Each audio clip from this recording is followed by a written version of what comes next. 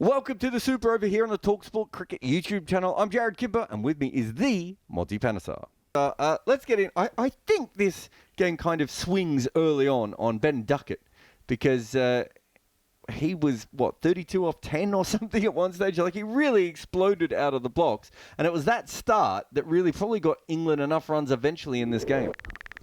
Yeah, absolutely. I thought Ben Duckett was brilliant today. And, initially when, he plays against the fast bowlers, he looks to sort of hit the ball behind the keeper. And once he gets them shots in early, then he hits, in front of square. And, he played the innings really well against the spinners. He didn't look to play cross-bat shots like we saw in the second, T20 match, where he looked to play the reverse sweep early on, first ball delivery, actually, and he got out. So he knocked the ball down the ground nicely. And then... I thought he gave England a really good platform, and then just that last ball of the 10th over when he got out, to Akshar Patel, you kind of think maybe if he's in a similar situation in the 4th or the 5th, T20 game, not give it away so easily. The momentum was with him. Maybe that last ball of the over, just knock it for single. You don't need to sort of give it away like that. But I thought, it was really good to see that Ben Duckett gave that momentum, and England, weren't in that sort of bother where they've lost, the openers early doors. Actually, this time round, they had a really good platform. And it was just the middle overs, really, where they lost sort of 7 wickets for 75. And that's an area of improvement as well, for England going into the 4th in a T20 game. If they do really well in the first 10, make sure the middle overs, they don't just lose their way. We've talked a lot about the Indian spinners bowling very well, and we'll get to the collapse in a minute. But let's start with Adil Rashid. Fought back quite well. That ball that he got to Varma on was really good. He bowled some beautiful deliveries to Washington Sundar as well. Wasn't trying to skid the ball across against the left-handers. He was ragging it back into those stumps and bowling maybe a little bit slower than the Indians, so getting a lot more turn.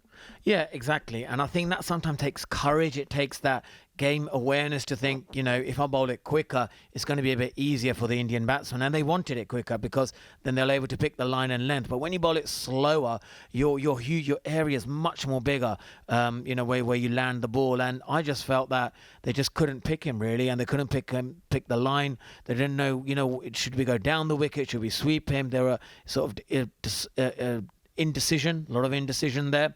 So I think going into the 4th, T20, that's something that Adil Rashid knows, that if England are in a similar situation, Joss Buttler knows they'll think, Adil, just bowl it slower. And then he had the know-how when he bowled a couple of slow deliveries, that third ball was a bit quicker, about 95 kilometres per hour. So that was really good to see how Adil Rashid was able to sort of have that game awareness and always putting pressure on the Indian batsmen. So it's finally given, I think, England an opportunity to think, right, this strategy does work, and they know how to utilise the best of Adil Rashid. At the other end, it was just people wanging the bat ball into the pitch over and over again. We've seen this all the way through. So far, even though India are 2-1 up in the series, they haven't played the short ball from England particularly well. It's just that they haven't had to score a lot of runs. Again, England's tail wagged a little bit. And again, they just looked like they were a little bit unsure. It's, there's 4 of them, aren't they? 4 big guys wanging it into the pitch. And it's causing some issues and certainly getting some wickets. Yeah, it is indeed. And, you kind of look at some of their figures. Like in the last game, Jofra Archer went for 60 runs in his 4 overs. This time round, he only went for 33 and picked up 2 wickets. So you can see that in some of the games, they may go a distance. But if they get it right, then it's the pace. It's the pace that makes them go the distance, sometimes not great shots. So it was good to see that Jofra Archer doing well. And then, 3 for 23 for, Jamie Overton as well. He was brilliant. So when they get it right, the execution is good. That variation of the slower delivery than the previous over of bowling really quick balls. It kind of setting the batsman up to think, right, there's going to be some more sort of rockets coming our way, and then you just do them with the variation of the slower delivery. So Joss Buttler is going to be extremely happy about he's finally kind of find a way of beating India, and the pressure was always being talked about. Well, they need to play another spinner. They didn't go with that plan. They were sticking to this strategy, and I'm glad for England, Brendan McCullum, and Joss Buttler that this is working for them. The last thing is, of course, twice now the tail have sort of got them out of a hole and given them a chance of winning the last 2 games, really. That's because they can't play Varun Chakaravarthy. He's changed the way he bowls. He now bowls a lot more top spin than ever before. There's not a lot of side spin, but at the moment, they might as well be grenades the way that England play him. Yeah, it is. And I think you got to look at the way, how do we now in the next T20, look to play Varun Chakaravarthy. And I think one way to do it is see him as a slow off spinner, a guy who's actually going to, bowl it slightly, with a bit of a nice arc and flight, and possibly, even above the island, and probably, then vary it by bowling a few darts, and actually play him off the front foot if you can, or off the back foot as an off spinner. Don't see him as a leg spinner.